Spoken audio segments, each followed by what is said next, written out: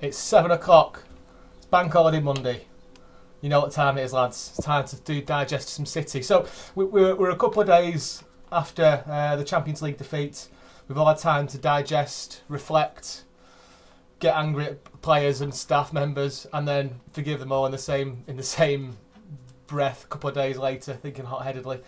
I'm still pretty disappointed with how we performed. I don't think I know what City fan is particularly happy with how he got on, but this is football. There has to be a loser, which is a sad thing, and we can't reflect on it too much. I don't think. Carl, what's your take of the game? We won't cover it too much because I feel like it's been covered left, right, and centre by people, and it's I'm very much of a right. That's happened. Move on. Positive. What can we look forward to? But I'd love your opinion on the game if you got a couple of minutes to spare on that.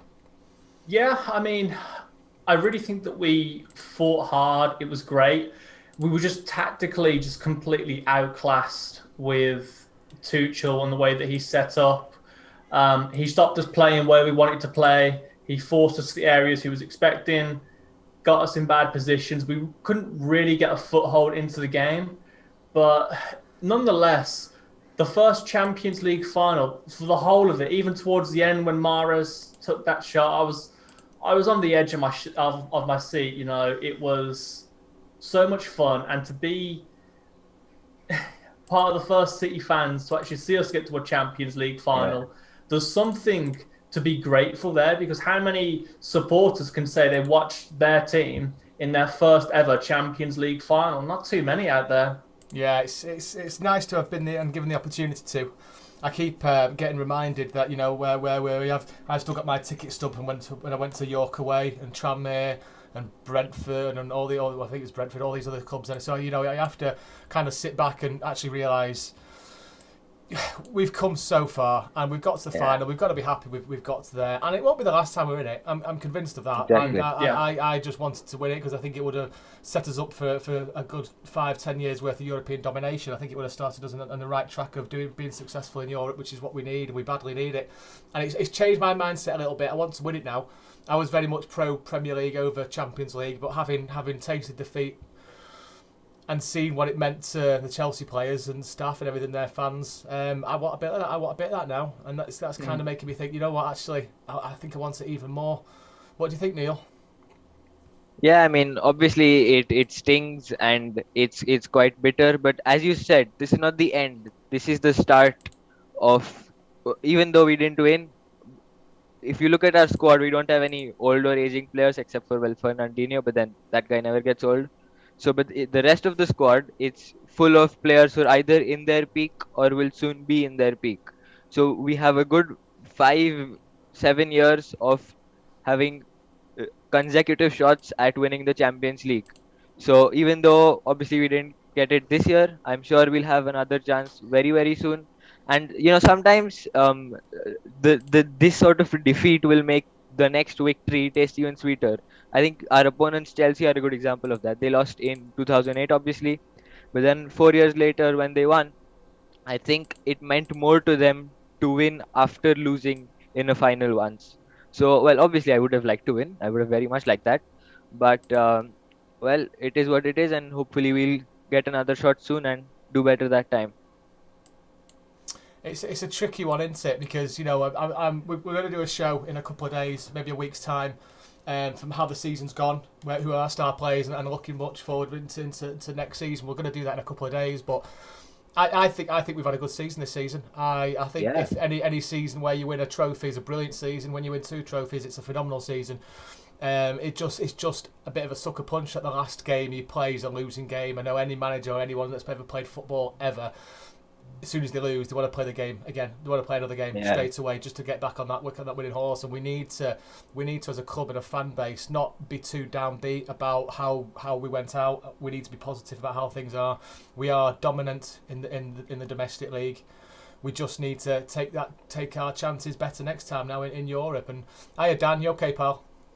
Yeah, not too bad, boys. How we all doing? Yeah, I know. Good, We good. spoke quite quite detailed, didn't we, at the end of the Barca game? So we won't go into it too much. And I'm just trying to be the sounding person for positivity, Dan. You know, we need to be looking forward, not backwards now. And it's done, dusted. Yeah. There has to be a winner and a loser in a final, and unfortunately we were the loser. But you know, we've got to take some positives out of it, and move on. Really, have you had a time to reflect on it, and have you got any thoughts? Massively, yeah. In terms of the whole outlook, yeah, for me, one of many. You know, we can all slate the decisions, including myself, about who was chosen, who wasn't chosen. But in the end, it's our first Champions League final. We worked our ass to get there. You know, the boys, you know, we were fighting on all four fronts until the last 2 or 3 weeks of the season. I think we're the only team that's done that. You know, we can slate the decisions. We worked our ass to get there. Next year, come back bigger, stronger, more experience. Next time we'll win the final. And I think there's going to be a certain motivation between the players. And Neil, you put it right. There's only 1 or 2 aging players in our squad. Obviously, Fernandinho's with us, hopefully going to be with us for another season now. Yeah. And I can only see that being positive. And all the players will be another year older, another year wiser. Another team, another times where they will play together. We'll move on and we'll start talking about the as you normally see with the press. The press love to catch on to a bit of negativity, don't they? And as soon as the day opened today, I looked at my Twitter and I saw that Sam Lee at The Athletic saying that Laporte wants to leave. Who else wants to leave? Who else was it? Sterling, Gabby. Yeah. You know, they're not happy. Rodri's not happy with his performance. And I think it's absolute bollocks by Sam Lee. I really like Sam, but I don't know. I can't believe for 1 minute Rodri said he wants to leave or he's thinking about leaving. He's played the amount of games he's played this season. I think it's just the press that's jumping on the back of something. I don't necessarily think it's right. What are your guys' takes on that? Yeah, well, I think for Rodri it was less of he wants to leave and maybe a bit more of he would rather have a bigger role in the team. But the others you mentioned, yeah, I think for Laporte, I think it was he said it in an interview with Independent. Was it the Independent? I think he said it himself. Look, I mean, he is very much the third choice centre back at the moment, but as we've seen with Stones, he can always come back. And from our perspective, it's brilliant to have a centre back as solid as him for our third choice.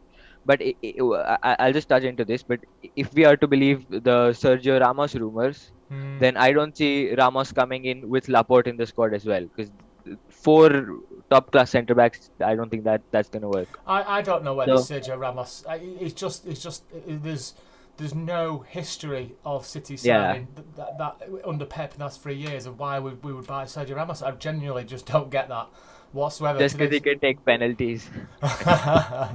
It's a story of 2 Sergios today, isn't it? Because obviously we've seen that it's confirmed that Sergio has gone to Barcelona and that's all agreed today. But I don't get these.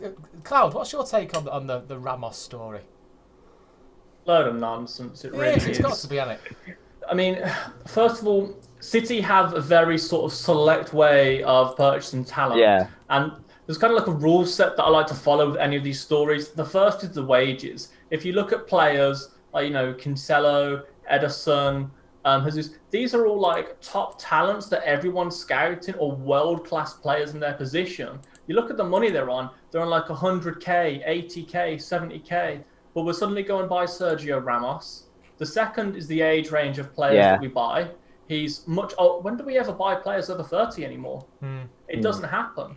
And then the third thing is we buy for positions to have, players, 2 players per position. We've already got that covered in central defence. It just makes absolutely no sense. And, going back to the whole thing you said about The Athletic, they've been quite reliable, but I'm seeing some stuff lately. And the only sort of resentment that I really have, to the implications of, players leaving and stuff like that is that 2 days after a Champions League final, they're all texting Sam Lee to come out and get drinks together and talk about how they don't like anyone at the club apart from the kit man and they all want to leave. It's honestly ridiculous. And if these rumours, if they have been thinking about this for a while, where were these rumours when we lift the Premier League? They weren't floating about then. So there's something to be taken into account with that. I can understand like Laporte with his game time, But to me, that doesn't scream, I want to leave. That screams to me, Pep, I want assurances for next season. Yeah, I completely agree with that. And I'd be surprised if we see. I don't think we'd see any players leave this season. I can't see. And I think with Garcia and Sergio going, I can only see us strengthening. Speaking of strengthening, Dan, what are the areas we were talking about this the other day, weren't we? Areas to strengthen. Where would you look at now? Well, if we follow Sam Lee, that sounds like the whole first 11. Well, there's been a lot of talk, hasn't there? I think left back's another one that keeps popping up now. Although we've got Zinchenko playing well, Mendy seems to be one of them that's linked to move. Fingers crossed he does. I'm done with him now. But you know, we've got to start looking a bit more to the future now. Kyle Walker's the wrong side of 30 now.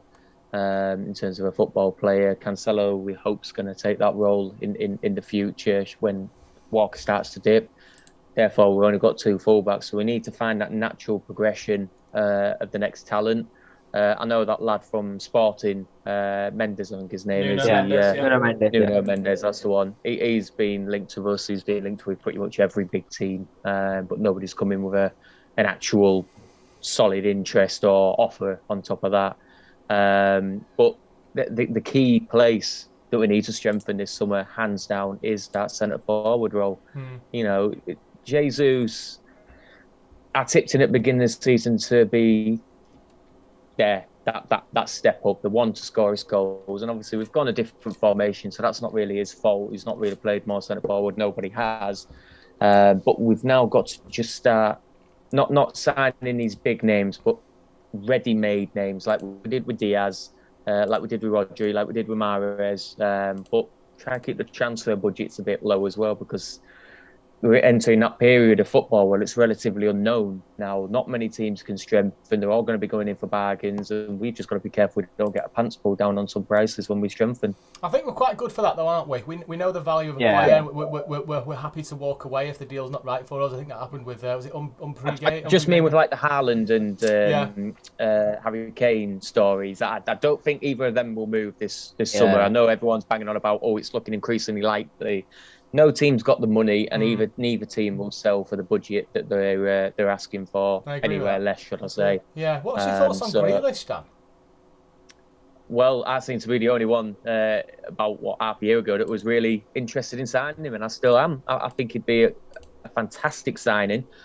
The money mentioned of signing him is absolutely ridiculous. Of course, Villa will not want to sell him for anything less than 100 million, but Grealish is not worth 100 million. He's a great player.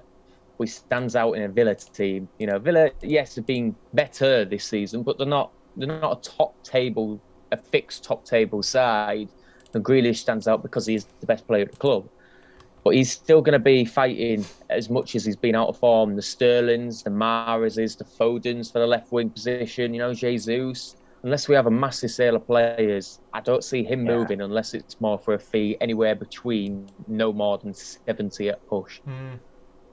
English as well, NC. So, what's your? Have you guys heard of the rumours about us going to Barcelona and getting Sergio Roberto? Have you heard that today? I don't know. I don't know much about him. I don't know if you know. Oh, I mean, Sergio Roberto, he plays right back. I'm pretty sure. Right? He plays right back. He plays centre mid or right back. Yeah. So if we were going to buy him right back, it's another media story. Kyle Walker had a contract extension not long ago, I think to either 2023 or 2024. Cancelo's also tied down for the long term. I know there's rumours of him wanting to leave, but I always reiterate this back. Did you remember, Tom, when the rumours about Mahrez wanting to leave? And then Pep came out in the press. He was like, no, that's not. Mahrez is going to be with us for years. He's going nowhere. But just because he wasn't playing at the time. Yeah. So I don't think Cancelo's going anywhere. Walker's clearly not going anywhere. He's extended. He's very happy at the club. And then the wages that Barcelona are offering him, again, it doesn't fall into what we would do. I think the positions will be strengthening our left back. I don't think we're going to buy Nuno Mendes for the 60-odd million or whatever. I think that's just... I can't see Cheeky doing that. Proven for that price. And then the striker position, really. Grealish would be a fantastic signing. The only reason I think it's not likely to happen is I think if we were going to buy him, it would have to be about the 70 mil mark, like Dan said. And we have spent that before on players like Rodri and players like Mahrez. But at the moment, he's, like Dan said, he's going to be fighting for a position in the squad with Foden and Sterling. And I don't know, I mean, 70 million for a first team player, absolutely. For someone who's going to be fighting for first team, I can't see it happening. 100%. So it's going to be an interesting summer, isn't it? Like I said, I don't know if we'll sign anybody. I do feel a little bit sorry for Gabby. I say sorry very loosely. Somebody gets paid that much money, I find it very hard to feel sorry for them if they're not playing football. City have played the formation we're playing because we've not got a striker as good as Sergio Aguero was, or as fit as Sergio Aguero was. If Gabby was as good as him, we wouldn't have played the formation we've played this year. So for me, I think striker's got to be the main option. The left back one's a really interesting thing at the minute. Zinchenko's obviously stuck his claim for that, but I still don't know if Pep has 100% trust to rely on him week in, week out, and I don't know why. There's just something that's not quite right with that relationship, and I can't quite put my finger on it. So I think Pep would look for a left back, but it's going to be an interesting season, isn't it? I think there's a lot going to happen with the Euros. I can't see much happening before the Euros. So it'd be interesting to see what happens, especially if Kane goes and smashes a load in. But like you say, Daniel Levy's no mug. He's going to want a top dollar for Harry Kane. Yeah. I just can't 150. See us yeah, I just can't see us paying it. I genuinely can't. No see one us can pay that. Not just us. No one can.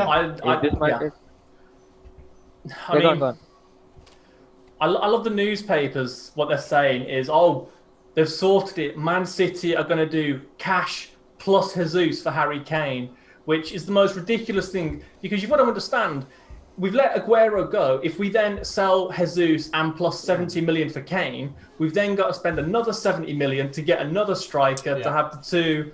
And don't get me wrong, Delap looks like an absolutely fantastic player, but physically and maturity-wise, he's not ready to take that leap up yet. If he was, when we've not been playing a forward, we would have played him this season. We wouldn't wait to trial him next season. We would use him now and know exactly what we've got before heading in.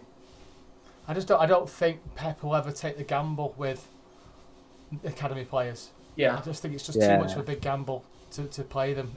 It's different with Phil Foden because it was abundantly obvious. He's a rare talent, isn't he? I think everyone could see that, but I just don't think there's enough quality in our academy for Pep to trust and say, do you know what, Liam, whoever it might be, you're going to have a straight run of games here to prove to us that you can do it. I don't think as a club we can afford to do that.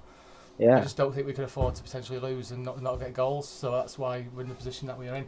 I want to be proved wrong, and I want one of the academy players. When you look over the road in Salford, United seem to have a knack of getting really good young strikers through their academies, and like Greenwood, Rashford, etc. Why can't we do that? Why are we not getting these good young strikers, or are we getting these good young strikers? We're just not giving them the choice to come in because we can't afford to miss out on goals. I think it's that. I mean, Chelsea have done the same. Look at all the talent that have left at Chelsea. The big issue was Chelsea were winning trophies at that time. They were going for league titles. They had a fantastic squad. Kevin De Bruyne couldn't get in there. But who do you bench for De Bruyne? Do you know Oscar, Ramirez? Were just fantastic players in there, who couldn't get moved. And that's the problem that City have got. City are victims of their own success. And when you're fighting for all these trophies, as a young player, you don't always get the time that you need to succeed and get those games. You might get 1 or 2 games per year, and you've got to prove yourself there. And you might have a good game, but you need to prove, if you're, say, Tommy Doyle, you need to prove that you're better than Gundogan or De Bruyne. And they're some of the best midfielders in the world. They're up against a brick wall. And that's the thing with Chelsea. It's mentioned a lot about straight after the Champions League, the amount of homegrown talent Chelsea had to put out compared to City, and they still win the Champions League. It's exactly going back to what I was saying. We were the only team throughout the whole season that was fighting on all 4 fronts. We're wanting these trophies. Chelsea, you name them players that were homegrown, the main ones, Mount and James. They're the main ones, let's be honest. they were only got into the team last season because there was a transfer ban on them. Yeah. So they couldn't Yeah. they couldn't bring any players in. So it was a lose-lose situation for Frank Lampard, and luckily he struck gold with these two players. Tammy Abraham as well. If you want to throw him into the mix, I know he's not really featured, but these players were given the opportunity at Chelsea because Chelsea had their hands tied. City, exactly what Cloud is saying. We haven't got the time to do this. We want to be winning there and then. Billy Gilmore. Billy Gilmore, exactly. Yeah. Yeah. And I know some people throw out, well, Chelsea won in the end, but that was the game. Yeah. Exactly. Nothing to do with homegrown talent. Yeah, but I think with all of this said, what matters most is how we work with our loan system. So we need to, for these young players, we need to get good loan deals. I've been banging on this drum for a while, but get Liam Delap to Brentford, please. Because I don't know if Ivan Toney is going to leave. I think Brentford said they don't want to sell him, but if they get the money, then I'm sure they will sell him. And there are clubs out there who will pay the money. I don't think us, but there are other clubs out there who want a striker, and he's quite good. So if he does leave, then I think it's a win-win situation for, well, all three parties, Delap obviously, us and Brentford as well. So that would be good. I think another good talent we have is Cole Palmer. I've seen a few clips and a few matches of him. He's quite good. Again, I don't have a club in mind for him, but I think he's ready to get loaned out somewhere at least. So because we're going to fight for 4 trophies every year for the next 5 years at least, or 7 years, whatever. We have a brilliant squad. So these young players, they're not really going to get a direct chance, like straight from the academy into the first team, unless we have a massive injury crisis at centre back or something. It's not going to happen. That's how Garcia got his game time. Yeah, exactly. That's how Garcia came up from the academy. Well, and you can see now he's back to fifth choice. So, well, now he's gone, but he was back to fifth choice. So yeah, the loaning system, we need to work that out quite. And this is where the CFG network will prove quite useful, because I think we've also had is it Astak Troyes who've been promoted. I butchered the pronunciation, but they've been promoted to Liga from our CFG network. So we could send some talents there. I think we're already sending a guy called Metinho who we've picked up from Brazil. So yeah, this we have to just work with the learning system for these young talents, and hopefully we'll get a couple of them ready for the first team in a few years. Question Do for either of you lads know? Sorry, Tom. Just quickly, just based on that point, Cole Palmer and Liam Delap. Have any of you not seen the comments made by Pep that they've been promised first team football next season? I've seen both of their names. I've seen for Delap. Yeah. Right, that's all right. Just wanted to double check that. That was all. Sorry, Tom. No, is that right then? Pep's promised them more games next season. Is that what you said? First team football, yeah. Question for you: If we got to, I mean, the fixtures are out on the 16th of June, so we've only got a couple of weeks till we work for that. We've obviously got the Euros before then. If we don't sign anybody, will that be a disappointment for you guys? Do we have a strong enough squad now to go and compete and do the same again next season? Or do you think we need to sign? I think we need to sign. I think we need to Great sign, question. but I don't know if I'd be that disappointed, because I think we've got a good squad. Exactly. Yeah. I mean, we won the league, but it's one of them that you want the constant progression. I think, what was it, Dan? Was it Pep's averaged £100 million per trophy? So for every trophy we've won, I think that's what Chris said. Yeah. I think he spent nearly 800 million, and we won 858 million. I think it worked out about 100 million per trophy. Yeah, roughly. Yeah. So that kind of tells me that we are going to spend at some point, and we need to. Cloud, it's got to be striker, hasn't it? It's got to be that's been the missing link for me this season. There's two positions really. There's striker and there's left back. Yeah. Although we're saying, look, I'd be quite happy to go into the next season. We're also the same people that we've been saying, what was Pep thinking going in without a striker for the second season? So there's that kind of thing. I don't like playing Football Manager and saying I want to sell these players and I want to buy these new players in. But I do think there is something to be said for some of the talent, depending if we have capacity for them. If, for example, we didn't get Ferran Torres, or if someone left, for example, who plays on the wings, I wouldn't be totally adverse to calling back someone like Jack Harrison, who's been playing at Leeds, and giving him a run in because I think he has played exceptional this season. At the moment, we don't have the space for him. I think he's getting He's sold, going isn't to he? Leeds anyway. Yeah, Is he 15 going to million. Leeds? Yeah. Yeah. Oh, I've had that's this another discussion with talent you who's plenty left. time, Yeah. haven't I? That's another talent who's left. But yeah, I mean, striker, we need to bring someone in. I'm with Dan on this. I don't want to. Kane would be, I think, the best fit because I've seen how he can play in build-up play. But why am I going to waste my breath talking about it when he's not going to? We're not going to pay the money. Get someone in that role, a traditional number 9, because then you've got a traditional number 9 and you've got more of a midfield and playmaker like Jesus. Work with that. Bring someone in at left back. Zinni's more of a midfielder type. You can drift into midfield, drift out wide, and you've got your more traditional left back. That's all I want. No big spending, no big fees. I don't mind if we spend like we did on Torres. They don't all need to be almost record-breaking signings for us because we've got the core of our players. And as Neil pointed out earlier, we haven't got a ton of players who are aging at the moment. It's not like when Pep first took over. Yeah, and that is the reason why. Well, obviously, I wouldn't mind a new striker and a new left back, but given the market dynamics right now, and given the fact that not everyone has a lot of money, I would not be too disappointed if we go into the next season with the same squad. And the point you make about not smashing the transfer fee, I think that is quite important because especially at left back, I think it will be quite difficult to get a left back who is better than Zinchenko. So what at best you can get someone who will give him a bit of a challenge, but trying to get a top level left back, that is going to be really really tricky, especially in this window. So maybe you could even look for one sort of a player who you might want to see in the future. So I'll throw a name in here. I don't see it really happening, but I wouldn't mind if it happens. A guy called Javi Galan. You might not have heard of him. He's played this season for Huesca in La Liga. They've been relegated, so that's why he will probably not be too costly, and he is very very promising.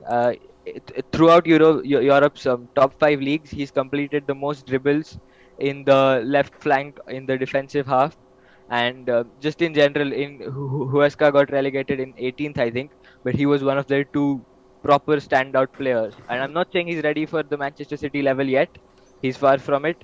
But if we can get a player like him in less than 10 million, I'd say I would take it as a backup for Zinchenko. He could get us through about 2 or 3 years as a backup for Zinchenko, and he could do a okay job there. So even this sort of signing, I wouldn't mind it as long as it's obviously in for a relatively cheap amount. I said a couple of months ago that I think City have already got a replacement for Sergio in Torres. I really rate Torres' ability to find space in front of goal, and I think that I want to see more of it. And the players, we're going to do a podcast in a couple of days, aren't we, about this in more detail. But my player to watch next year is Torres. I'm really looking forward to seeing him play more. I think he needs to play more. Him and Phil Foden. Remember that couple of games they had together, and they just look like they've played with each other for years and years and years. It just seems to link up really well. I think that's a really good relationship that we need to sort of stick Foden on the left.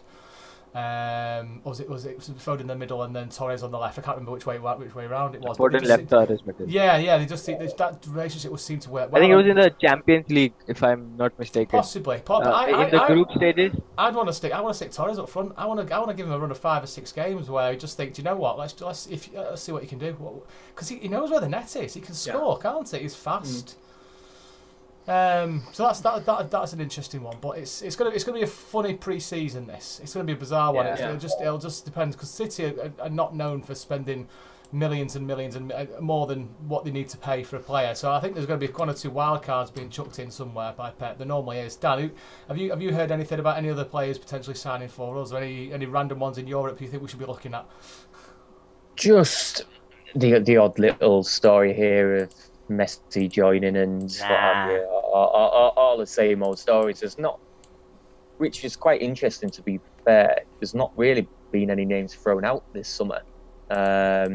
whether that has anything to do with the Um, Euros. I'm sure as soon as the Euros are well on the way, names will be left, right, and centre. Yeah. There'll be a lad who plays for Luxembourg that no one's ever heard of. He scores one goal and is the next big thing. We'll be linked with him. Guarantee it. It'll flood there. But in terms of any other names, I'd still stick with what we've been linked with. I Absolutely think only perfect player. today. This is not very credible, but today I saw a couple of rumors linking us to Houssam Aouar of Lyon. Yeah. Cloud smiling. That's Yeah. that's the one never player he happened wants. before.